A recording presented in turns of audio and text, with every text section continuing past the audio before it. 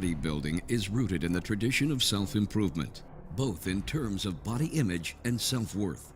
With a subculture rich in history, these men have given rise to a world of intense competition, driving competitors to bring their bodies to the absolute physical peak. It's very much a lifestyle. It's a 24/7 occupation at the highest level. Explore the lives of these individuals and what it takes to be selected to be the best in the world, Mr. Olympia, and how that criteria has developed and changed over the years. In bodybuilding, you can't tiptoe your way through a workout. You can't fake eating 6 and 7 meals a day. There's no way you can properly recover by training hard and then going out partying all night. It's all or none. Defining what the best means and how it has evolved over the past 50 years. I truly feel that my type of physique is gonna recharge the sport a little bit. This is the evolution of bodybuilding.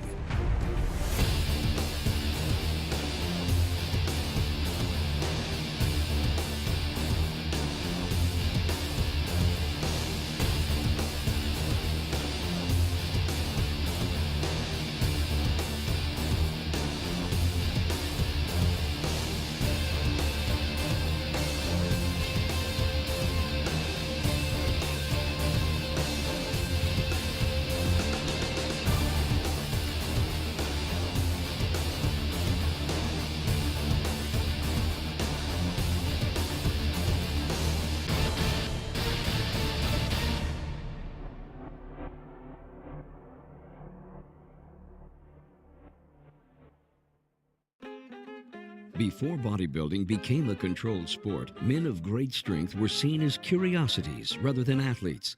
Audiences of circus acts and vaudeville shows were amazed to watch gargantuan men crush steel and lift unfathomably heavy items. And yet it was the spectacle of the show, not the physical prowess of the man, that was admired. But one of these young men would break the mold set forth by his predecessors and influence generations to come. That mold was broken by Eugene Sandow, who was also a strength athlete, one of the strongest men in the world, but he had abs, delts, he was really defined. And although he started off as a strong man, there was such a sort of a focus on nobody's seen a build like this. And especially from the women really loved this guy, that then he started doing physique displays as part of his strength act. Sandow's memorable musculature became a favorite among audiences in the late 1800s, and with his fame came great influence. Sandow was a shrewd businessman. He published several books on physical training and opened the Institute of Physical Culture in Britain. His fitness magazine, Bodybuilding, gave the future sport a name. But Sandow's long-lasting contribution to the bodybuilding world was the very first physique show, called The Great Competition. With a legacy that the entire bodybuilding world owes its success to, Sandow has been unforgettably remembered as the father of bodybuilding. The real first bodybuilding contest was held at the Albert Hall. He organised it, didn't compete in it because he would have walked it. And the guys were judged. There was 12,000 people there to see it. One of the judges was Conan Doyle, who's the author of Sherlock Holmes. And then after that, physique contest started to spring up sporadically. Every few years, some of the best built man in the world. Though it wasn't until 1940 that Joe Weider, along with his brother Ben, launched his magazine Your Physique, and a few years later created the International Federation of Bodybuilders. It was the improvement in self-image made possible by bodybuilding that earned Weider's praise. Joe and Ben lived in the Jewish ghettos of Montreal, brought up in poverty. And they founded an industry, the bodybuilding and fitness industry. Now, we've all heard multiple stories of Jewish kids coming out of ghettos and getting into the movie industry or business, but these are established businesses. They were already going and they got involved. They built the whole thing from nothing. You know, Joe ran his first magazine, produced his first magazine on his kitchen table on a mimeograph for $7. Ben traveled the world in the 50s to places.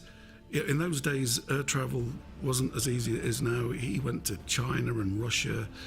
Here's a Jewish guy going to Egypt and you know, getting them in the bodybuilding fold. There was no religious or racial barriers, you know. So they were really unique in what they did. The 1950s were drawing to a close. And the sport turned industry's focus to the next decade was about to shift almost universally to California. And who better to personify the iconic California lifestyle than the legend Larry Scott? Yeah, Larry Scott was the personification of the California beach boy, even though he was born in Idaho and his blonde hair was dyed. I met Joe in '61 through the magazines because I was appearing in the magazines, and he took an interest in me and started putting his arm around me and started seeing how he could help my career, just out of the goodness of his heart, and for his business too. You know, he was trying to get some pictures of the guys for his magazines, so it was a win-win situation.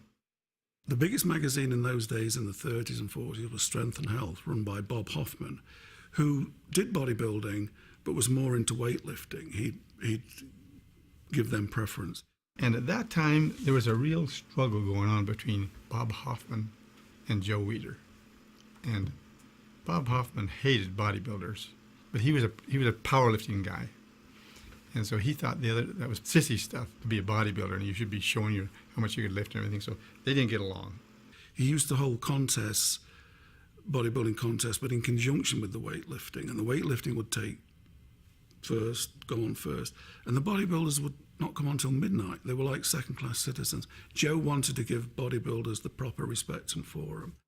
I said, I want to be Mr. America. And he says, why don't you enter my contest? And it was the IFBB.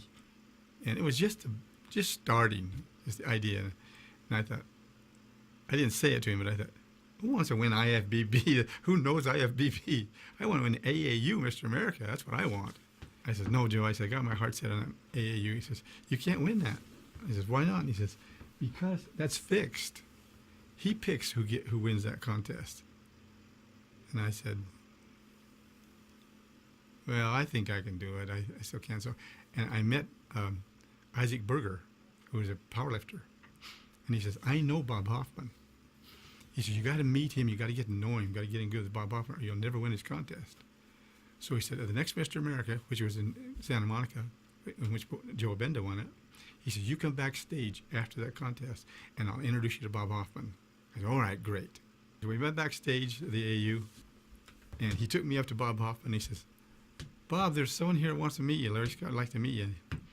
And Bob Hoffman turned around, he looked at me, he said, oh yes, I've seen him in other magazines. And turned his back on me. Isaac Berger walked off, and I'm standing there on stage. He's got his back turned to me, and just leaves me there. And I thought, I walked off. And I thought, here I'm talking to Joe Weider, and he's giving me all this help and encouragement and everything. He turned his back on me when I want to enter his contest. I said, that's it. I'm done with AAU. Joe Weider, you know, he was a visionary, and he established the Mr. Olympia contest in 1965. And the reason he established it, there was two federations, and you could win Mr. America once, and that was it. You could win the IFBB Mr. Universe, but then there was nowhere for these guys to go. So he said, I want to create the ultimate bodybuilding competition. And he was having dinner with Larry Scott in 1964. We were sitting there having dinner, and we started talking about, and I had just won the universe. And they said, we need to come up with a contest in which all the Mr. Universes can compete in. All the Mr. Americas, Mr. Universe can compete against one another and see who's the best in the world. I said, that's a great idea. Maybe we get Bill Pearl and these other guys that were my heroes to come in. I'd like to see how I would stand up next to them. And Joe says, look, we're going to get a new competition, and what are you going to call it, Larry said. And they were drinking Olympia beer. This is a true story. And Joe said, well, call it Mr. Olympia. Let's not call it that. That's a beer. Let's call it something that sounds health-producing or something, like Mr. Broccoli. That wasn't what I said. But something better than Olympia. Well, anyway, I lost.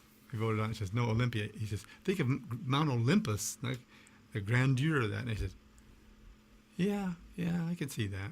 And so we decided then there to call it Mr. Olympia.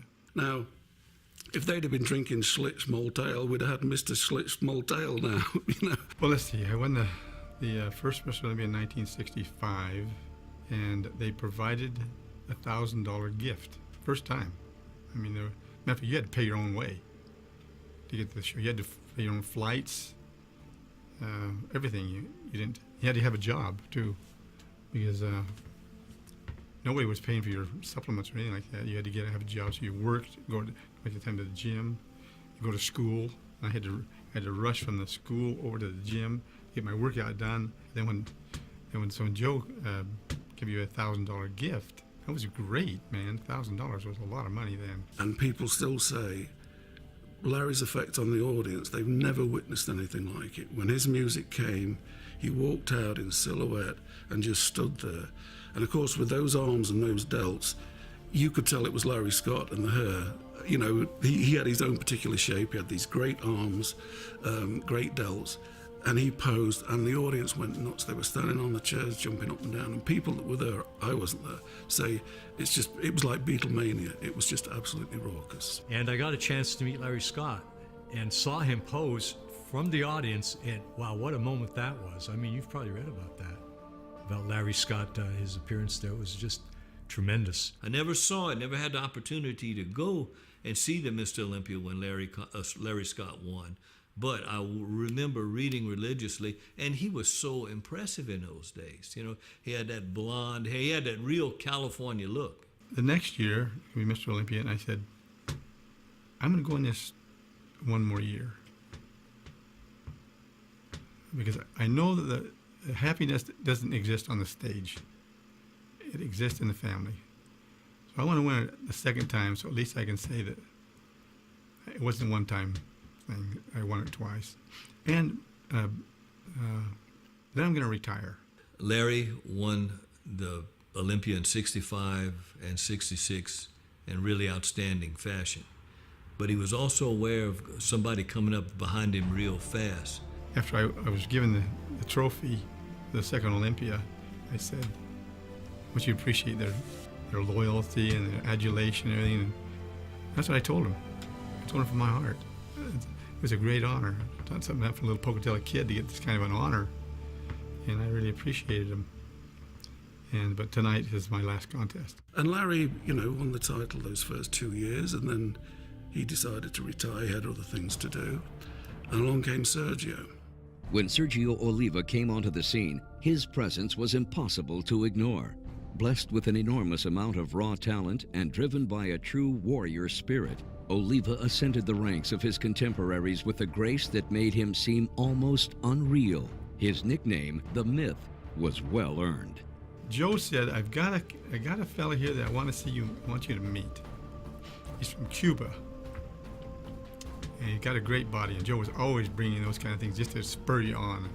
And so Sergio Oliva came walking back. He couldn't speak any English at all then. He spoke Spanish totally. But I looked at his body and I thought, I am never going to beat this guy. I'd already decided I was going to quit, but I thought, I'm glad I'm quitting because I know I'm not going to beat this guy. He's got natural blessings in his body, his proportions, his size, everything. It was just magnificent. I've never seen a bodybuilder like him. I first met Sergio Oliva outside Gold's Gym when it was on 2nd Street in Santa Monica. That was the second location. And I still can remember these arms coming out of a Hawaiian shirt with a split in it in order to give him enough room for these huge arms. Sergio is one of the most gifted genetic bodybuilders there ever was.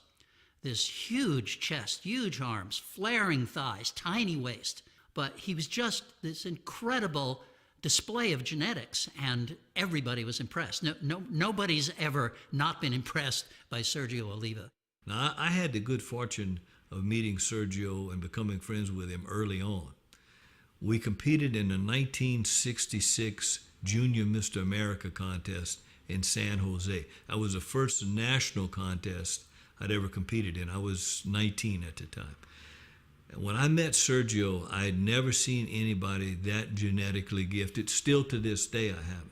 I well remember this. Sergio only weighed 197 pounds that day, yet each one of his thighs measured 29 inches. His waist was only 27.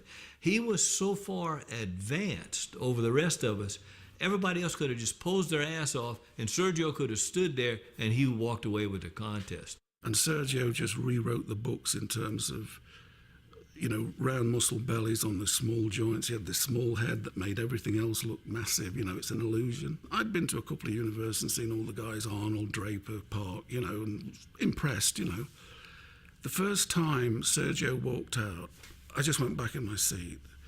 He ambled out. There was this, is this human? It was like some sort of holograph that had been made out. The roundness of the muscles, the small waist, the size of his arms when he hit the poses. I've never shot back in my chair at anybody since. It was just amazing.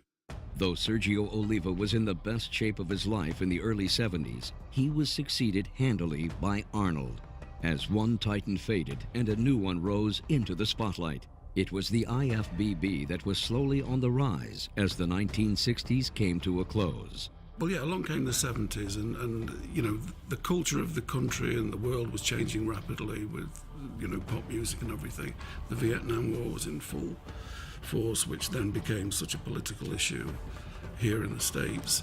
And at that time, when all sorts of wild things were happening, along came Arnold Schwarzenegger.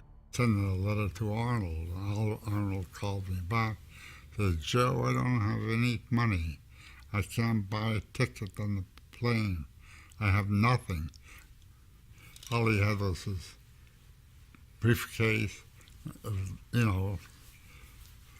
with his workout suit and shoes, nothing else. So along came Arnold, who was a blueprint for what you wanted in a bodybuilder, what Joe Weider wanted. He wanted the best bodybuilder in the world to have charisma, a PR brain, a sense of humor, somebody who could connect with an audience. You could have almost written it and said, let's get this guy. I told him, I don't want to go home, I want to stay here. I'm near Los Angeles, and movies and everything. That's what I want to be. I said, okay, I'll pay up for your ticket to the plane. And I had a little business there in Florida, and he went to work, and he worked. He wanted to go to school, college school. I gave him money, gave him everything he wanted. And of course, his nemesis was Sergio Oliva. And he competed 1-to-1 against Sergio several times, in which a lot of people think Sergio maybe should have won. Just maybe. The problem with Sergio is that he was dealing with Arnold, who is just the smartest bodybuilder on stage ever. At that time, that was the first contest that he was on his mark, he looked good, and Sergio was a little bit off, and everything was right, and Arnold won. Because I well remember, we went back to the hotel that night. It was me, Dave Draper, Franco, and Arnold, and he kept saying over and over, I can't believe that I actually beat Sergio. That blew his mind that he actually had toppled Sergio. And then, of course, a few weeks later, he was able to beat him again at the Mr. Olympia. And it was really his decision. He won the Olympia in 1970 and through to 75 for 6 years, to then concentrate on the Olympia, that then made the Olympia between 70 and 75. That's when the Olympia took over as the contest to win, to decide who's the best physique on the planet. And then after that, you got Joe's publicity machine behind him. And there's a certain synchronicity about the whole thing. Joe got the guy he wanted. Arnold met the entrepreneur he needed. They both knew how to promote, the sport as a business and make it, more accessible to the public. The Olympia was established. Arnold started to train in Gold's Gym. So you had this synchronicity of, the world's best bodybuilders, Zane, Draper, Franco, all in the same gym. You can't be thinking about yourself. You cannot be worried about what's going on with you. You have to go, okay, I'm ready. I've done everything I can do. Now what's going on around me that I can take advantage of? And nobody was ever better at that than Arnold Schwarzenegger. Coming off of wins in 1973 for Mr. America and the IFBB Mr. Universe, Lou Ferrigno continued his winning streak in the following year's IFBB Mr. Universe and the Mr. International. That same year, he entered the first Mr. Olympia, taking second. But it was in 1975 that Ferrigno's fortunes began to take an unprecedented turn. 1974 was my first competition in Mr. Olympia because I was currently the Mr. Universe twice. I won the IBB Mr. America. And I knew I was competing against Donald because he was my idol. I really wanted to beat him. I was only 21, he was 26. But I remember we competed together, even though he's much more superior. I only trained 3 months. I found out later on he trained a whole year for the competition. But I was on the same stage with him. In a matter of just a few years, I went from a kid who came 23rd place right on stage with the greatest Schwarzenegger. And I remember when I was on that stage with him, I said, this is such a big leap. No matter what happened in the competition, people are always going to look up to him and I.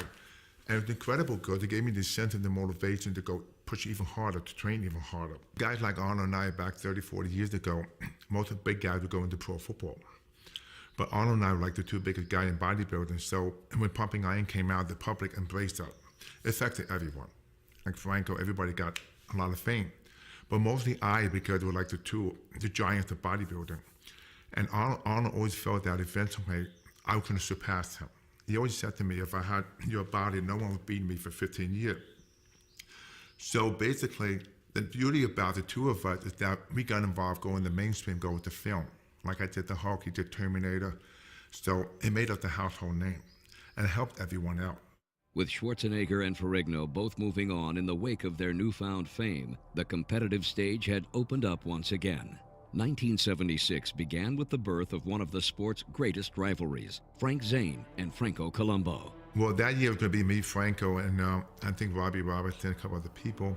I really wanted to win that year because I trained the whole year. But doing the Hulk, it changed and made me so well known because if I walk down the street, everybody knows me. Nobody knows who Franco is. So I made that decision. That's why I came back to competition because I wanted to stay in the game. But I could not pass the Hulk up because I was the Hulk my whole life. It's a wonderful opportunity. Unfortunately, it had to happen before I was able to compete. The bodybuilding has always been a progression. The prize money gradually crept up. In '76, I think the total prize money that Franco won was $5,000. Frank Zane and Franco never got on. Even to this day, if you talk to them, Franco particularly will tell you he beat Zane 20 times. Well, he never did. You know, Zane won more than Franco, but they were polar opposites in personality and physique. You know, Franco had a great back, striations, so he won more on, you know, that impact. Zane was like a walking statue. You know, he practiced his posing to perfection. You know, there's every pose was thought out so that the waist would be kept slender, the leg would be splayed out to show the quadriceps and calves and everything. I think I was much more meticulous than anybody else that competed at that time, and probably even now, because that was my background. I was trained in the sciences. I was prepared to teach chemistry. And so because of that, my exposure to chemistry and my analytical approach to everything with the journals and looking at things and correlating results with what I'm doing to achieve those results, I got nicknamed the chemist. Frank basically was very dominant in the late 70s, you know, 77, 78, 79. He had the type of physique that was very acceptable to the average guy. And I don't mean in any kind of negative, but the average guy could say, hey, if I trained hard, I could probably look close to that. And, you know, I basically had a goal. I wanted to make the most of my physique and go to the top, win Mr. Olympia, and however long it took. You know, 1977 was already the years I competed, 72, 74, 75. It was my 5th try for Olympia in 77. So 5, 6, and 7 were the magic years for me, 77, 78, 79. And, but, you know, it was all because my training conditions continued to improve. That was my goal. I knew that to get to the top, I'd have to have impeccable conditions for training. Everything had to be perfect, and it was. But Frank had class in his physique. In 1977, winning the Olympia meant a cash prize of $5,000, and the trophy which I got to learn later was the first year they gave out the Sandow Trophy. And so I'm the recipient of that, but I didn't know it at the time. And then, winning it 2 more years after that, the prize money went up. It doubled each year. Joe Weider will tell you, Joe and Betty Weider, everybody thinks in the 70s, Arnold was on the cover a lot, Zane was on the cover a lot, and most people think, oh, the Arnold covers would have sold more. Joe says, no, Frank was always the one who sold more. Until Arnold became a film star and everything, and that went to a different audience.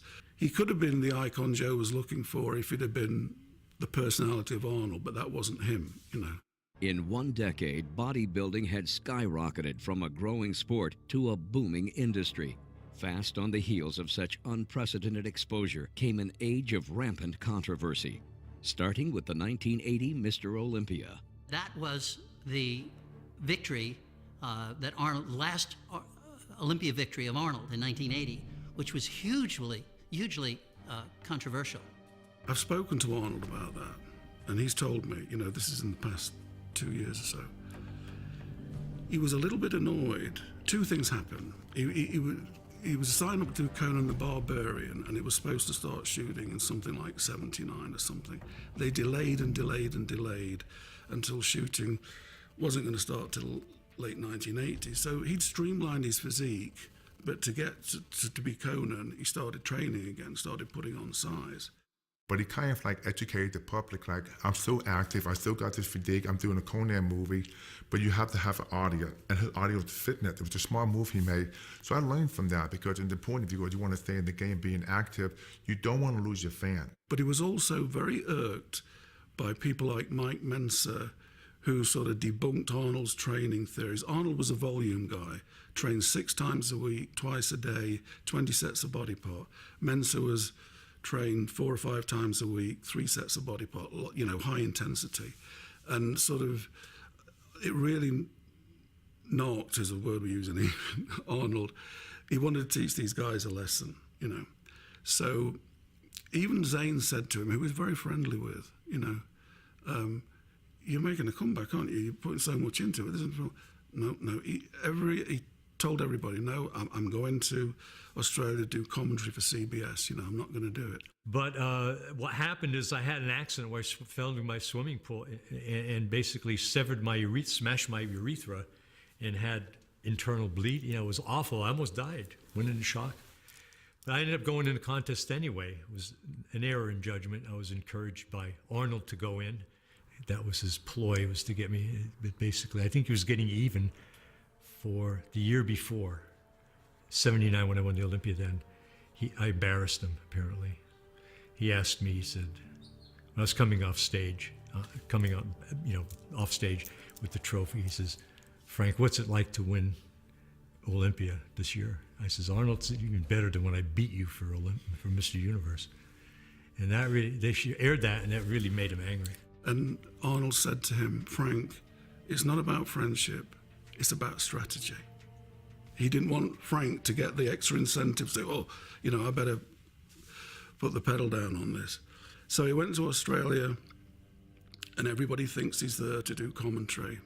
And then the night before the contest, he enters. And of course, that sent shudders through the bodybuilding world at the time.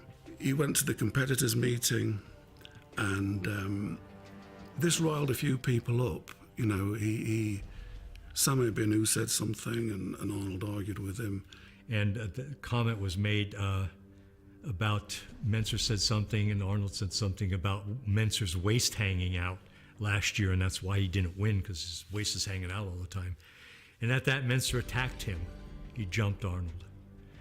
And some people pulled him off. Bill Pearl was one of them. And that was it, It was hotheads going at it. Well, it's interesting, Arnold came back and wasn't in his best shape. But like I said before, like Joe said, go back to your roots, because Arnold always used bodybuilding because he had the fitness world to back him up.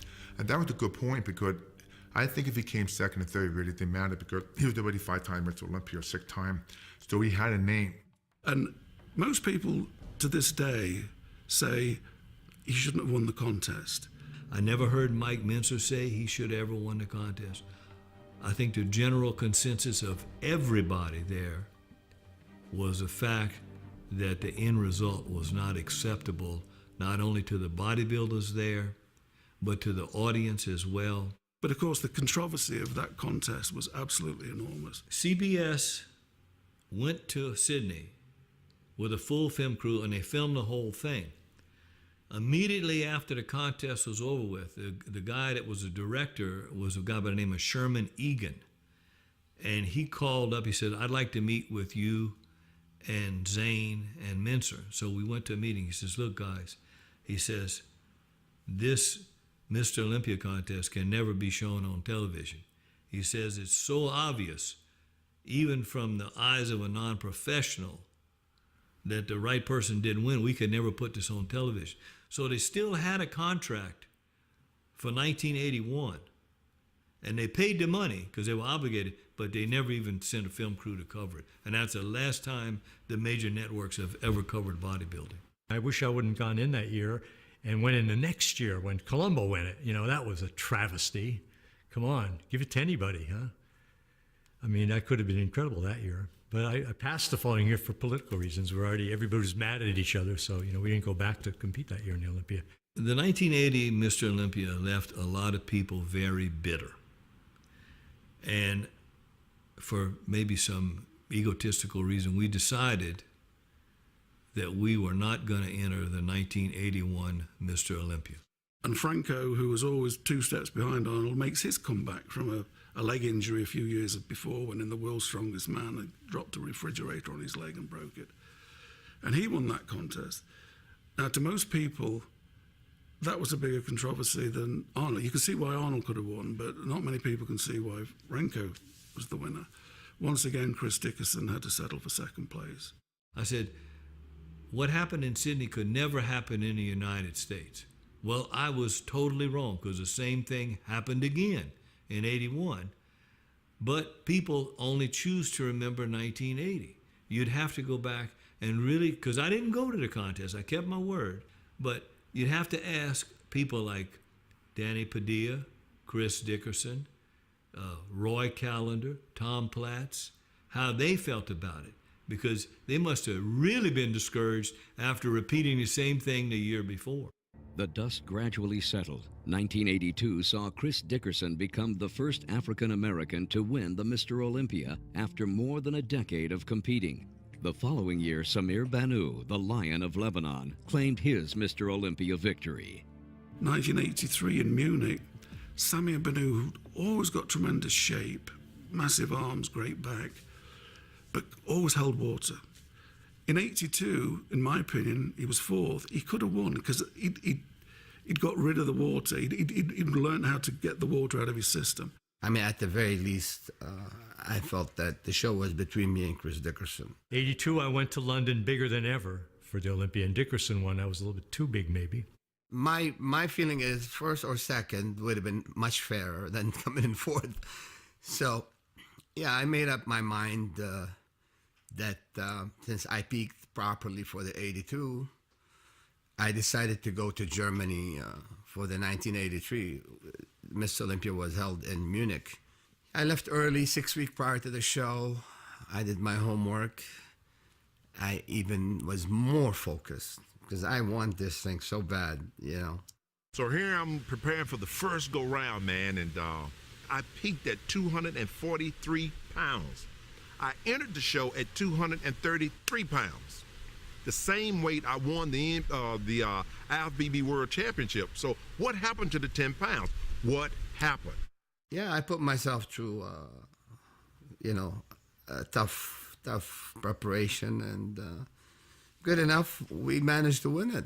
We got it done. He came out and he had a Christmas tree back that like nobody had ever seen before, massive arms, and he won the contest. I went into that show, I placed third. You know, Samir won it that year, and I think Muhammad Makawi took second. I took third, Frank Zane took fourth. And already I could see the tide turning, you know, as Lee Haney placing third ahead of me and Samir winning it, you know. I figured, well, this is it. I got to retire sometime, you know. Now is it. I'm in great shape. I'm going out looking my best. So that was the last show. I think being Mr. Olympia for Samir, he had to travel a lot of He wasn't as prepared for 1984 as he was the previous year. And I don't think anybody was prepared for Lee Haney. Lee Haney came along with a combination of size and good aesthetics. There was nothing blocky about Lee. He had a great shape. And part of that, by the way, is because I always describe him as a guy with mastodon muscles but not mastodon bones. Haney got into bodybuilding because he broke his leg twice playing high school football. That is, he had this massive muscle structure, but his bones and joints were smaller.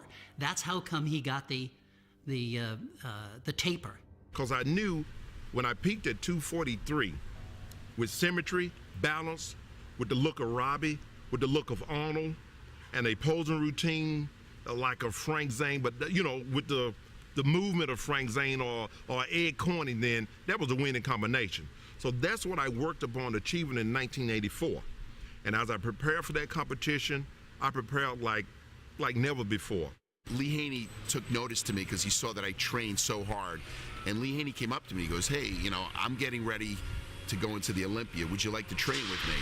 He was the most intense guy that I've ever trained with. I mean, intense in every sense of the word. Rich would leave it all in the gym when he trained. I mean, foaming at the mouth, drooling the whole 9 yards. That's how Rich was. And then what was even better is then I went with Lee Haney into New York for his first Mr. Olympia win, and he won that show. And it was just one of the greatest experiences. I turned pro, and my good friend ended up winning Mr. Olympia. All of that came together at that 1984 Mr. Olympia. When they raised my arms in victory, man, I felt I was on top of the world then. And I knelt down on stage, and I thank God for what he had done and what he had allowed me to do. I'm this 21-year-old cocky kid thinking, man, I could go right into the Mr. Olympia, and win the show. And I still knew there was Lee Haney, this Lee Haney who's just at that time was a freak, real wide clavicle, little waist, huge back, thick chest. Rich Gaspari, he was responsible for a certain evolution of bodybuilding until he came along as a pro, made his pro debut in 85, his Olympia debut in 85 and got third. He was 22 years old. And now I'm this kid, 22 years old coming in third place, and I was like a bit disappointed, and people are like, what are you, crazy? You're 22 years old, your first Mr. Olympia, you come in third place in that show. So I was like, wow, this is easy. I'm just gonna do it again and I'm gonna win the next year. And it just never came out that way. Nobody had ever seen that hardness, vascularity, and the ripped glutes. This was a new thing. I brought something different to the sport that no one else had at that time, and that was striated glutes. I was known for my butt, for being the hardest bodybuilder at that time. So I set this standard in the sport, and then going into the Mr. Olympia, I became one of the favorites now. It's amazing. Each year brought about something different or another different turn in my life because, as you know, I was a father as I trained for the Mr. Olympia competitions. And then there was all talk in the magazines that Rich is favorite to win, Rich can beat Lee Haney. And in my mind at that time, it's like, you know what?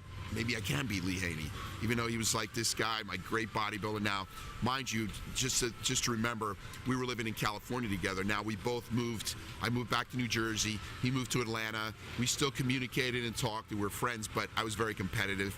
And as a friend, I still wanted to beat him. I've always looked at my training for a Mr. Olympia competition, even as the NPC Nationals competition, as my job. I'm going to work. And when I'm at work, give my very best. Don't have slack on anything, because I've been taught that, to work as though I'm working unto God. And if you're working for the master, then you're going to give your all every time around. And I wanted to make a year's worth of gains, because I figured if I didn't compete, that I was going to get better and go into the 1987 Olympia and win. And that ended up not being true until 1988. I come in second again. Probably the best condition that I could be in, but again, it wasn't enough to beat Lee Haney. But then there was another bodybuilder, and it was Lee Labrada. He was known for his, symmetry and structure, and the mass with class. Entering the pro ranks at 175 pounds can be a daunting challenge for anybody. Lee Labrada came along at the same time.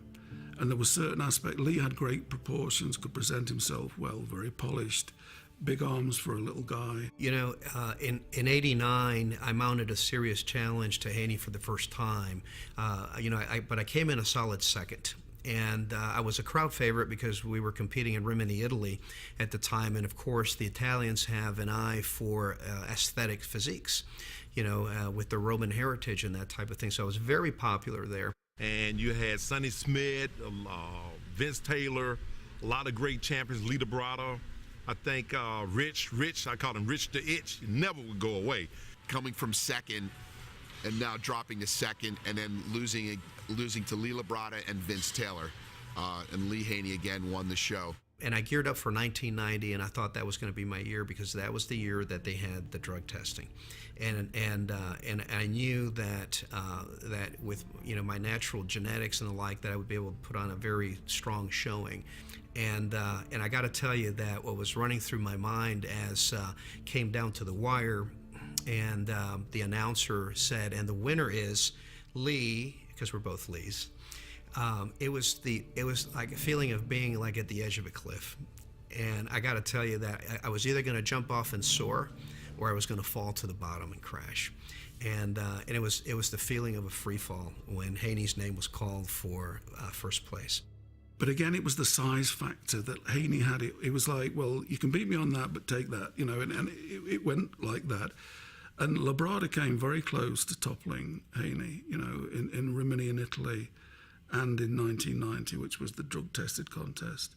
But it was not to be, and again, Lee Labrada would have been a magnificent Mr. Olympia in personality and bearing. I was very young as a bodybuilder, and I started seeing things happen to me. I started getting injuries and actually almost going into like a burnout, with competing. Going into then the 1990 Mr. Olympia, ended up getting 5th place in that show, so I dropped another place, and I was like, oh my God, I'm done, in bodybuilding. You've got to feel sorry for Rich, because if Lee Haney had never existed, he'd have been at least a 3-time Mr. Olympia, because he was second 3 times in a row at a phenomenally, most pros today, well, they're not turning pro until they're 30, and he was doing this at 22, 23, 24, and he was another magnificent guy. I talked to Shirley. I said, baby, I've done 7 Olympias in a row. No one has ever done 7 in a row. And I said to her, well, what do you think about that being, it? Being a competitor surely is. She looked at me and said, it? What do you mean, it? She said, you got to do 8. What are you talking about? Let's don't even have this conversation anymore. That's my wife. And so that gave me enough zeal and fire to go on to do that 8th Olympia. But along came a guy who was equal in size and poundage and had good shape. Everybody decries Dorian Yates' shape, but he's got the shape, he's got the proportions, there's no long torso or short legs, or he's got the back and everything. And Lee Haney knew he was a threat. And if you're looking to knock out a Titan, you got to have a guy, at least in my mind, you got to have another Titan. And they went at it in Orlando in 91. The symmetry round, Lee Haney won.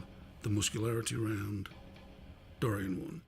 I don't know if it's the first time, I haven't seen it since, where there's just a 2-man pose down. It was Dorian Yates and Lee Haney, and I was the first guy to go on stage to have the stature and the body weight to stand next to Lee Haney. And I enjoyed being the underdog.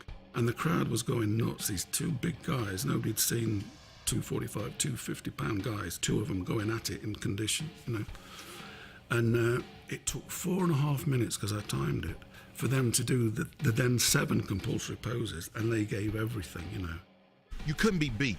That was my mindset. That's what I worked on my entire career.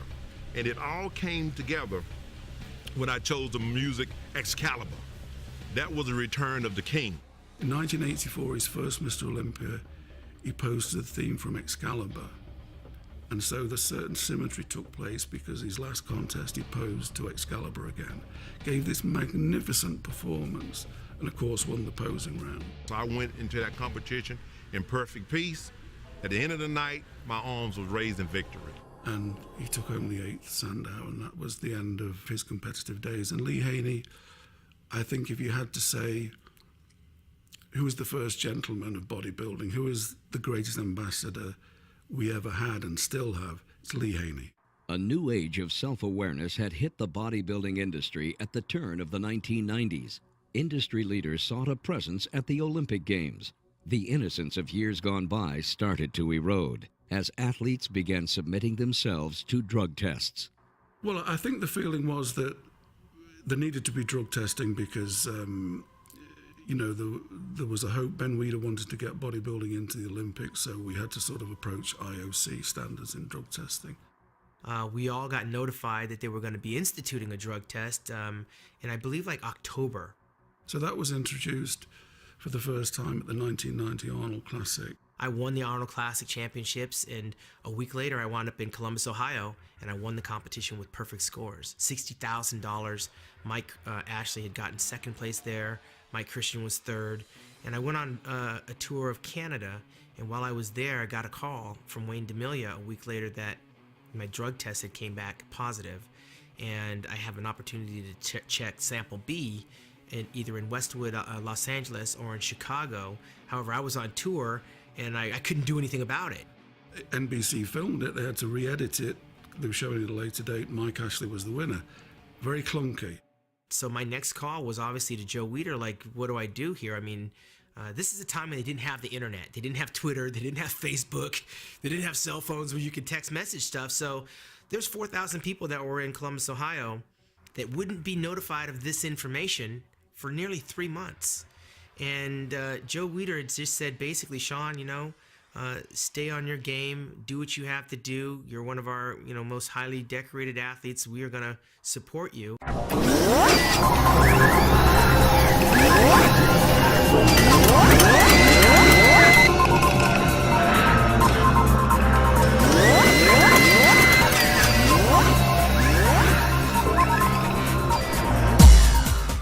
And prove them wrong in Chicago in 1990. So it was about 8 months I had between losing $60,000 and watching the Arnold Classic Championship go right through my hands to trying to get redemption in Chicago.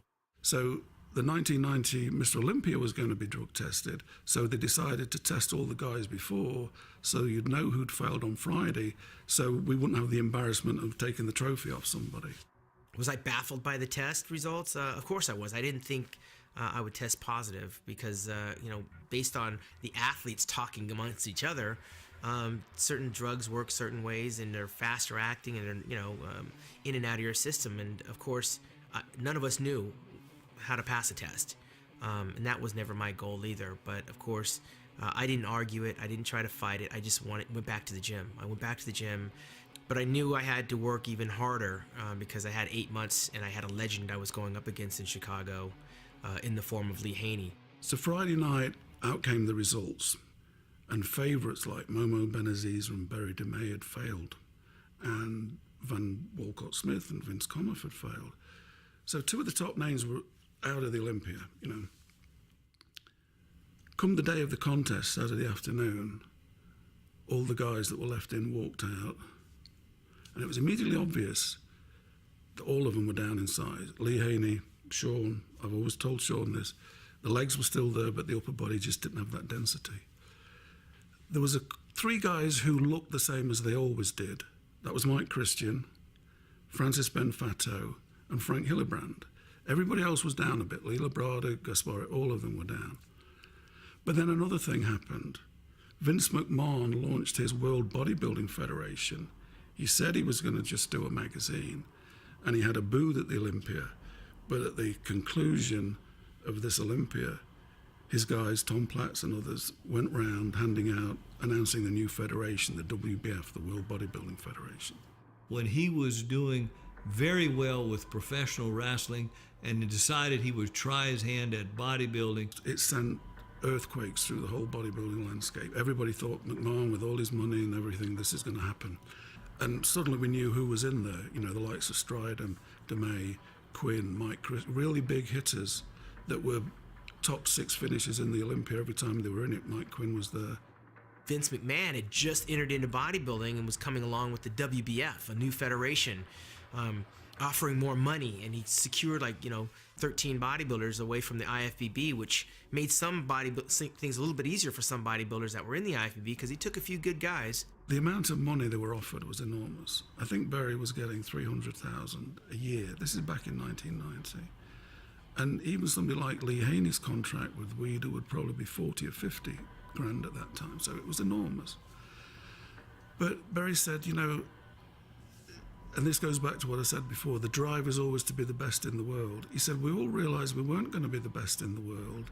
We were going to be best in this little group. We weren't going to beat Lee Haney. And somehow the drive went out of it, and some of the guys were far from the best. I think what knocked the legs out from Vince McMahon was the scandal he had with the steroids. And I think he decided that, bodybuilding with its, the slur of drugs, it had been an experiment that he'd gone into with a good heart, but it was time to be strategic and, concentrate on what he knew best. And that was the end of the WBF. Had he had some good management, what makes you extremely professional, that formula that works so well in wrestling ain't gonna work in bodybuilding. And he applied that same formula and it didn't work. If he would have just listened to some people, he wouldn't have wasted money and he could have made a big dent. It might have been different, but he was the one that forced Joe to start offering contracts, because then eventually he became afraid he would lose everybody. He did call up the Ben and Joe Weider after it folded and said, I'm done. You guys know what you're doing more than I do in this sphere, and good luck and no hard feelings. So, there was no rancor in the end there. While the industry dealt with its various troubles, the competitive standard set by Lee Haney was about to be shattered by the new juggernaut of the 90s, Dorian Yates. And then along came Dorian Yates from England, who won the Mr. Olympia 6 times and just brought a whole new standard of hardness and freakiness. And, to me, the golden age of bodybuilding was the 90s, I think after that, Yates is often blamed for taking the sport in the wrong direction. But what he was doing what he knew he had to do to win. And hardness and mass seemed to be the criteria, the calling cards. So you had the more symmetrical and classical type physiques like Sean Ray, Lee Labrada. You had Barry DeMay. You had a number of guys that were threatening that standard. Okay, but that was squelched. Again, we were at a crossroads, and the crossroads went the other way. Again, back to the past, to the large bodybuilder in the incarnation of Dorian Yates this time, and it has never looked back. You know what? If I can get past Labrada, Haney doesn't have much longer to go. I could potentially become Mr. Olympia, and it became very real to me in 1990, getting third in that Olympia, that I would one day become Mr. Olympia, because there's no way Lee Haney can last that much longer. Unfortunately for me, I didn't see the shadow coming. Dorian Yates by way of England. When I turned pro, I don't think I was seriously thinking about being Mr. Olympia. I just wanted to be a good pro, and that's as far as my thinking was going at that time. So I was the first European bodybuilder to win Mr. Olympia, and also training at the time in Europe. Dorian Yates was able to dominate bodybuilding in the 90s because he was bigger and thicker than anybody else. Plus, he was aesthetic, as I say. He was Herculean, not Apollonian. So he didn't have a pretty, shapely physique, but it was balanced and artistic and sculptural. The evolution of bodybuilding changed when Dorian came into the scene, because he was one of the first bodybuilders to compete at 260, 265. So he set this freakiness to the sport. Well, in 1992, of course, Dorian Yates won his first Mr. Olympia in Helsinki, Finland. Mr. Olympia was wide open that year. I'll never forget it. It was wide open in 1992. Ferrigno was coming back, and he was competing over 300 pounds. Part of me said, what am I doing here? I'm standing here competing. Am I out of my mind? I'm 42 years old. These guys like Sean Ray, these guys like, Milo Savage and everything, they're in their 20s. But then I realized that I got a lot of work to do because after coming back for 17 years, you need a couple of years training under your belt. And I got a lot to learn because the hardest thing for me was the posing. All you guys are standing there with the ab tense and relaxed. I was basically just standing like in the 70s, kind of like semi-relaxed. And people kept yelling in the audience, pose, pose, tense. And it was very foreign to me, but I knew I had a lot of work to do. To be honest, it was a little bit hard for me that year because I didn't have any one person to focus on. I got to beat this guy. You know, there was a whole bunch of guys that could have possibly won the title. So it was a little bit hard. And also it's a barrier to get over. Could it really be me? Could I be the best in the world at my chosen sport? There was that barrier, and then eventually I got over that. Like, why the hell not? You know, it's got to be somebody, and I don't think anyone's training harder than me. And I always had that inside of me, like, I don't think anyone could have done any more. So that gives you a lot of strength. They called me second, and it was a relief. It was a joyful moment. It was a celebration for me, because at that point I knew that I had obviously probably earned a spot to be there. Never really questioned myself if I should be there or not, but I knew at that point I have a responsibility to do, and that was to move forward and to be better. I went on to have to watch the big side phrases like gargantuan and mass monsters was being ushered in. Paul Dillette came onto the scene. Achim Albrecht was coming into the fray. Jean-Pierre Fuchs. All these big 6-foot bodybuilders were coming in, making a big impact on the industry. And this is where I think bodybuilding started to change. 93 was a great year where I made a leap forward in physique development and body weight on stage nobody'd seen before. That was great. Dorian Yates showed up in 93, a transformed bodybuilder that was unbeatable. Dorian was taking bodybuilding to a whole new level of impression. I mean, people were just getting overwhelmed with this size. I was the first guy to compete at the Mr. Olympia, I think, in condition over 250 pounds. But I had this drive and I had this system of high-intensity, heavy training, which had gotten me from a backstreet basement gym in Birmingham in England to be Mr. Olympia. So it's, once your foot's on the pedal, on the gas, it's a little bit hard to take it off. 1994 came along and I got first runner-up in the Mr. Olympia Championships. My first time in that position, and this is when Dorian tore his bicep and came in a little bit heavy and bloated around the midsection. I was very stubborn. I wanted to train as, all year round, just as heavy as I did in the off-season coming up for a contest, which was not the best idea. I think I was doing bent over rows with like 440 or something like that, 6 weeks out from the contest, and there was a bang and a sharp pain in my left bicep. So obviously it was a serious injury, there was damage there. I think a lot of people, you could flip a coin on who you talk to and what they liked, had me winning that contest. Whereas Dorian felt in certain poses, he won enough poses to win the competition. I can't take that away from him because clearly he was bigger. Clearly he was more dominant, more imposing figure. I mean, he brought all that stuff. 97, he had a quad injury early on in the year and then another one. And then 3 weeks before the contest, I had some advice, which probably now is not good advice. I had a cortisone injection in that tendon, which of course takes the inflammation away, but also weakens the tendon. And I did ease up a little bit on the training. And 3 weeks out, I was doing a tricep exercise, not particularly heavy, and bang. There was a really intense, sharp pain and a noise, and I knew it was a serious injury. I was out in the garden, the phone rang. It's 6 o'clock in Santa Monica, it's 2 o'clock in England. And my wife Anne says, Dorian's on the phone at 2 o'clock in the morning. Well, this isn't good. Again, it was difficult, and psychologically it's very hard going into the contest when you're not going in all guns blazing. But I managed to pull off that win. He still wanted to get it repaired and come back the next year, but in the end he got it repaired, it never came back, he couldn't handle the weights.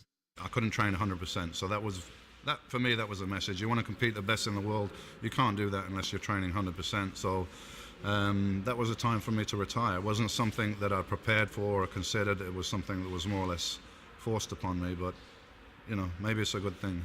And he pushed his body to the point where he tore it apart over several years. At the end of his career, he had all kinds of damage to his body because you cannot push yourself that hard and not have the body give way. But in the meantime, he was able to get a level of development and a thickness and a hardness that the other guys couldn't get. And, you know, that was his reign over. You know, he'd won 6. I got to say the 90s is probably the most competitive period in bodybuilding as far as the depth of quality of physique and talent that were there. You got 6 or 7 guys there that are very, very close competitively that could interchange at any point depending on what condition the guys came in. So I would say definitely that was the most intense period. So whether I won 3, 4, 5, 6 Mr. Olympias, it would still be a great achievement with the people I were competing against. When Yates gracefully retired in 1997, the torch was passed to another born champion who changed bodybuilding for good, Ronnie Coleman. Today I go to the gym, and Brian Dobson is the owner. He's like, man, he see me come in, he's like, man, you compete? I'm like, no. He said, you ever competed? I'm like, no. Like, pretty big, you probably need to compete. You could probably be world champion one day. And as soon as he said that, first thing out of my mouth was, no thank you. Now, I'm not into bodybuilding. I haven't even picked up a bodybuilding magazine. I don't know nothing about what's going on in that sport. I'm very unconcerned. It's just like something foreign to me. No, you didn't ask me that every day I come in. Every day I come in here, and every day I tell you no. So I'm still gonna have to, decline the offer. He's like, man, I'm telling you, you need to do this. He's like, I tell you what. He said, there's a contest coming up in about 3-4 months. He's like, if you compete in this show, I give you a free membership to the gym. And remember, I'm struggling, so anytime somebody offers you something free at a time like that, you're like, okay, what I got to do? Nobody's had a slower climb up the ladder, Made his pro debut in 92 at the Olympia, didn't finish in the top 15, was a journeyman pro, in and out. And I can remember it like it was yesterday, because I remember I was backstage pumping up, and I look over, and then Sean Ray's over there. He's doing push-ups on the wall, and the first thing I see is this big old chest sticking out while all these striations and stuff are going. I'm like, man, I'm in the wrong sport. I placed dead last in that show. 98 became his breakthrough year in a big way. At the end of 97, there was 7 Grand Prix in Europe, and Kevin Levrone won the first 6. And then, sensationally, Ronnie beat Kevin. Kevin was a fantastic bodybuilder. He won that last one, and that was a sign, because then in 98 he won the San Francisco show, or him and Levrone went in 3 shows in May, New York, San Francisco, and in Canada, Montreal or something. And Ronnie won 2, Levrone won 1. 4 or 5 months after that, in September, and I was faced with, at that point, the Olympia was wide open. And Flex was the favorite. But even then, you could see Flex's back double biceps is a thing of beauty. But the only guy in that lineup of that time, Levrone, Sean, Nasser, that could match him on double biceps, not beat him, but not be vanquished by him, was Ronnie. So we come down to Mr. Olympia. I'm like, man, if I can make the top 3, this will be better than a dream come true, because I know I never win, because like I said, I just got in the sport just to keep my free membership to the gym. The Olympia was what I wanted in 1998 because Dorian Yates had retired. He'd gotten injured. I'd sat behind him for 6 years. I'd watched the tail end of the Lee Haney era. And lo and behold, me, Kevin, and Flex see Ronnie Coleman, a guy that we used to not even pay attention to, leapfrog over all of us. So come the day of the show in New York, 1998, Mr. Olympia, Madison Square Garden, great crowd. They walk out. And Ronnie is ripped to shreds. He's as hard. He's maybe a bit down in fullness, but he's as hard as a rock. In fact, he looked almost grey to me, and at one point I thought, he's going to pass out. He was right on the edge. Flex was just a little bit off. Still, Flex took the prejudging, but Ronnie came back in the evening and took the title. They leading up to the show, everybody already gave it to Flex, so I'm like, okay, at least I got a second, so I'm still just as happy as I can ever be. So all of a sudden, Wayne calls out Flex Wheeler name for second. I'm like, did I just hear that right? And I'm like, yeah. And the first thing I did was collapse. Ronnie became, from this quiet, slow burn guy in the background who nobody ever thought of being a threat to anything. He loved being Mr. Olympia. And 1999, he came back, maybe not as hard as 98, but fuller. And he was like a walking anatomy chart, you know. And he just dominated on size. You know, he just got bigger and bigger. My heavy was 04 when I was 296 on the Olympia stage. I saw the writing on the wall with Ronnie Coleman coming in at 280, 275, 290 pounds, that bodybuilding and the landscape was forever changed. The size just blew everybody away, you know. Jay Cutler was in it, but there was no contest that time. You know, Ronnie was just an amalgam of muscle that, you know, a freak of nature that, you know, we won't see for a long time. Ronnie Coleman reigned supreme until 2005, tying Lee Haney's 8 Mr. Olympia wins. Coleman even won 4 Mr. Olympia contests over the man who would, in time, come to eclipse him, Jay Cutler. You know, I always wanted to be somebody. I picked up a magazine when I was 12 years old. I saw a picture of Chris Dickerson and my sister's boyfriend. He had some old magazines laying around, and I was just overwhelmed by what the body could look like. I couldn't believe it. You know, I had seen superheroes before, you know, in Batman and Superman in cartoons, but I never saw in real life a physique look like that. And I just, you know, I marveled at it. I just couldn't believe that this was actually attainable. So here I am from small town USA. My dream is to always go to California and train amongst, you know, the pros that I read about in the magazines, but it can be possible because these other guys did it. In 2001, Jay Cutler nearly beat Ronnie, but after that, Ronnie, you know, reeled off another few victories. I knew then that I had something that I could battle Ronnie with, and that was really what drove me into 2001, where I was a much better athlete coming into Mr. Olympia. I took the whole year to prepare. Now I have the fans behind me because now I was an underdog, and I was happy. I was ecstatic to be second place. That was almost as great as winning to me, because I was really competitive, and a lot of people thought Jay should win this competition. So Jay was always finishing second, apart from 2002 when he didn't compete in the Olympia. In 2005, it was very, very close. Personally, I would have given it to Jay, and Jay was absolutely devastated by it. So I felt in 2005, I matched Ronnie Coleman like in a lot of poses, including some back shots, which I never thought I did. I improved a little bit there, and he still was definitely at a different level. But in 2006, he finally beat Ronnie. When we were building up for the competition, you know, of course, became a Ronnie and Jay show after all these years after being second, you know, 4 times in a row. Of course, it's, you know, it was almost like Ronnie Coleman, Jay Cutler, Mr. Olympia. So when I won and knocked off the champ, which he was going for his record 9th Mr. Olympia, he had already won 8.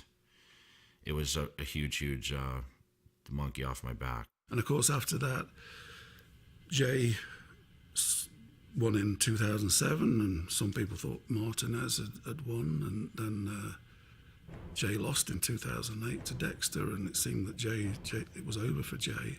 Going back and looking at Jay from the previous years, you know, each year he was getting, you know, he wasn't getting much better than he was the previous year, so he was getting worse and worse. I said, well, you know, I think I can beat Jay. You know, so my trainer at the time, Joe McNeil, and I, we put our heads together, came up with a game plan, man, and we went into the Olympia, you know, full steam ahead. I just knew I could beat him that show. I knew he wasn't going to be on because he's trying to play, you know, after me winning the Arnold and all that stuff, it was the battle between me and Jay. So I knew he was going to try and play my game. So that's how I beat him in the GNC show of strength, because he tried to play my game and tried to get shredded and come down, and he lost a lot of weight and tried to get just as hard as me.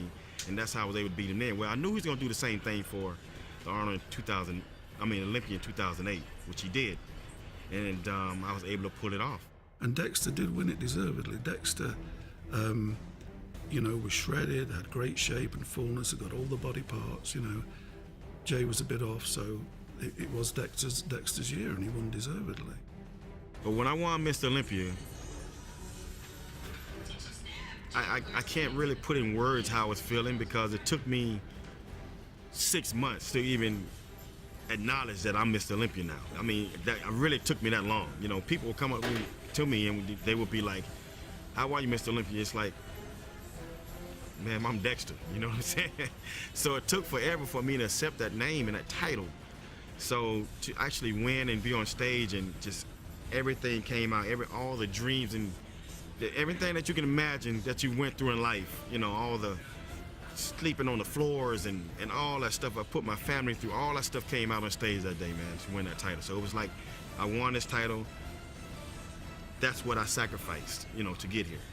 And then he reinvented himself in 2009. When he walked out, it was like, wow. I can't really fear any of that, and I can't fear losing because I've already lost the title and won it back, and I was the first guy to do that. And, you know, I'm only thinking victory. And he just rewrote the record books with that type of physique and then took it again in 2010. Never really been a goal to be that all-time winner. I never thought one was attainable. Now I got 2, 3, 4. Jay, I have tremendous respect for Jay, you know, on so many levels. He's like a great bodybuilder. I don't think I've shot anyone that wide as Jay. I mean, you know, he was a true freak of his time. This is what established, you know, Jay Cutler. This is who I am. And I fell in love with this iron game for so many years ago when I mentioned I was 12 years old. And now look what I've achieved. I've become the best in the world or something. That's everyone's dream. With the transition into another decade, one massive king gives way to another.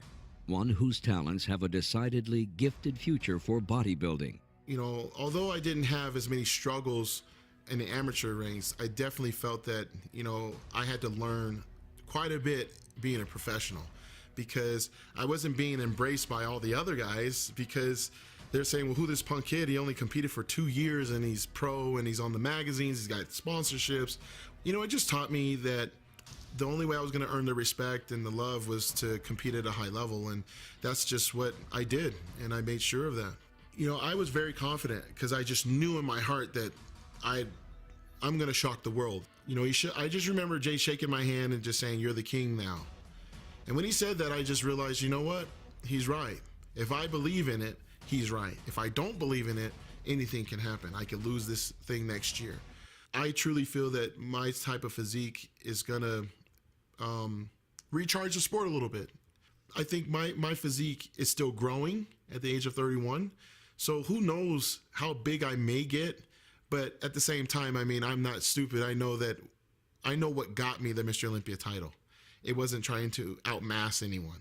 It was about being more aesthetic, but yet having the muscles round, like very cartoonish, and having sharp conditioning to make those muscles stand out even larger than life.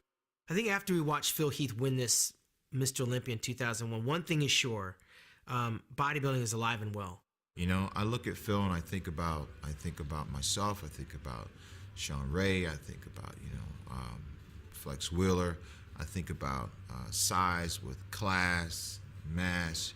Sean used to say that all the time. You know, I think about Lee Labrada. I think about, Gaspare, the cuts, everything. He ties it all in together. I think today, where we are right now, he's certainly a good champion for the sport. Phil brings a different type of flavor, one that sort of takes a little step back from the monstrous physique to more balanced size and symmetry, which that's where I'm from, so that's what I like. And I'm happy Phil Heath won because, to me, he has a beautiful body. It's aesthetic, and I hate to see the sport get to a point that we're sacrificing symmetry. In the course of just over a century, what was once a sideshow attraction had developed into a new way of life for millions around the world. Men who brought discipline, scientific expertise, and unrelenting dedication have inspired each successive generation to studiously build upon their achievements. Bodybuilding as a sport has as much to offer its competitors in return as they are willing to dedicate of themselves. Like the training regimes, business practices, and the athletes, bodybuilding will always be changing. It will never cease to evolve. A lot of sports have evolved. We use the term evolution here. What I described before, going from Eugene Sandow to, Yates and guys who came after. That was evolution. But evolution usually means, a process of improvement. And I'm not sure, in many ways, I think the evolution of bodybuilding has peaked with the 90s, and we're not going forward with creating the perfect human specimen. I think the guys now are generally bigger, but the conditioning is not as keen as it was in the 90s. So yes, the bodybuilders are bigger. Are they better? Not necessarily, I don't think. You're talking about 18 almost consecutive wins, almost 2 decades of champions, Olympian champions that were freaks, and it seemed that the fans liked the freaks. They liked the, even to this very day, the freaks sell. Dorian sells, Ronnie sells, Jay sells. So over that 20-year period, could it have been different? Possibly. Just think, Sean, if you won Mr. Olympia, or Kevin won Mr. Olympia, or Flex won Mr. Olympia, how things may have changed, the tide. It's more of a freak factor nowadays. And I think the whole society is changing towards that. How photography is today, if you look at any bodybuilding magazine, and it's a natural evolution with how the physiques looks today. It's all about shooting big weights, huge muscles, using like wide angles used to enhance it. So I shoot differently. Before I could use like a telephoto lens, to shoot everything, because it makes everything in proportion, like the eye sees it, or a little bit more compressed maybe. And now we use a lot of wide angle lenses used to make an arm look super big, because that's what the latest fashion is somehow. The youngsters that are getting into this sport look at the magazines, they look at the bodybuilders that are at the top now, and they realize that to get there, they're going to have to do things that they don't want to do. I look at where it is now, it is a little bit different from my eyes. Golly, man, I like a 63 Chevy. I got a 74 Corvette. I think I'm cool. But, things change. I hear all the time people complaining that the bodybuilders are too big. And I don't think they're too big at all. I think they're just heavyweights or super heavyweights. The problem is that the smaller bodybuilders just don't get enough recognition because there aren't weight divisions in the pros. There are in the amateurs. Bodybuilding is not supposed to be about mass. It is supposed to be about sculptural perfection. And if you have a guy who's 5'9", 225 pounds, absolutely perfect, he shouldn't be standing next to somebody who's 295 pounds, any more than the middleweight boxer should be forced to fight the heavyweight boxer. Weight divisions restore the aesthetic quality to bodybuilding. It's hard to say if we're heading in the right direction. It's just the evolution. It's going to get there anyway. I think the evolution of bodybuilding is along several lines. I think it's evolution in some sense, like nutritional supplements and awareness and what's available and what's known about it now. The science of longevity, that as well. Equipment design and the quality of equipment, and just what's known about training methods and all the stuff. There's more tools available now than ever before. I think that pro bodybuilding is going to come back to a state where the physiques are more attractive from a classical sense. I think that we're going to come full circle. I always feel that bodybuilding is going to be there. I'm not sure if bodybuilders are going to get to the 300-pound mark. They probably will. And they're probably going to have bigger prize monies, but it's still going to be kind of like this different type of cultish kind of sport. But I still think it's always going to be there for the future. I just loved what was happening. I felt proud that I was doing something worthwhile, but I couldn't afford to make a single mistake. Where we are here today in the evolution, I think it's bodybuilding is positioned right now the strongest that it's ever been in the history. Just as bodybuilding has evolved and as most things evolve, starting with the core and then having a broader group of people become interested in that, but maybe not aspire to that exact same level of intensity. And so it tends to naturally evolve. And that's what I think you see in the Olympia. I think it's a very healthy evolution.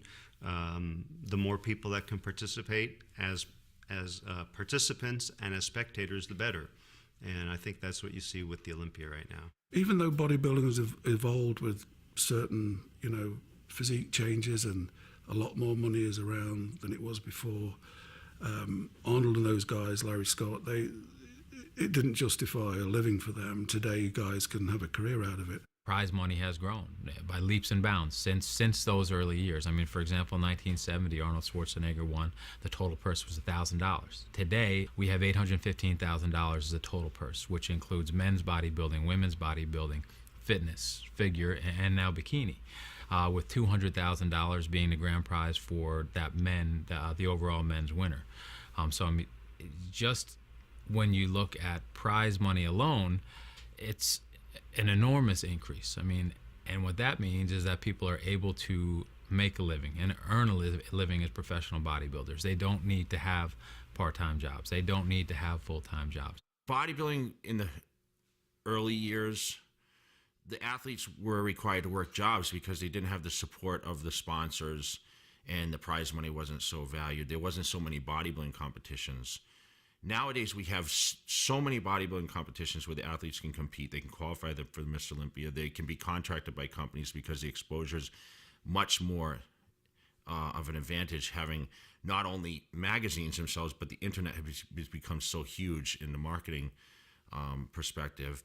It has evolved into something so awesome that I don't know where it's going, but it can only go up exponentially because of technology. I mean, now we're having video conferencing through businesses. Well, don't you think that at some point in time, a bodybuilder like myself may take one of my phones and use a Wi-Fi network and say, hey, this is what I'm looking like right now. Give me some tips on my posing or something like that. While I'm in Mumbai, India, of all places, freaking third world country, getting ready to compete, where my trainer can actually stay home and give me direction online. Because of the internet now, and back then there was no internet. There were no cell phones. So if you won the Olympia, you'd have to wait for the magazine to come out, or you'd call Venice to find out who won the Olympia. Well, now because of the internet, you see that faster. So I think because of that internet access now, you can train anywhere. The advancements of technology now, you're going to see the Mr. Olympia that Joe Weider created on the television. You're going to be able to get it on every mobile device that's made now. As a matter of fact, we're already making it possible to see it on your iPhone, Android, BlackBerry, things like this. But the real connection of what people want to do is watch it on the television. So I think at least in the next 2 years, you're going to see a TV quality production on your television that the internet is going to make possible. I think we need to do is we need to get the younger demographics involved in bodybuilding. You know, the young kids today are in video games and extreme sports and that kind of thing. You know, we need to get these young kids and these young athletes involved in the sport. We need to get them at a young age. Okay, that's how we're going to really grow the participation component, you know, of the sport. Okay, so I think that is going to be the most deciding factor. I think that's going to be a challenge, but I think that's what we need to do. We need to get these young kids interested in bodybuilding. I think you're going to see a comeback of younger people getting back into it, saying this is pretty great. Maybe on a healthier way to do it, you're going to see that still, that bodybuilding era, maybe come back. Everything comes back in cycles. I think you're going to see that come back eventually.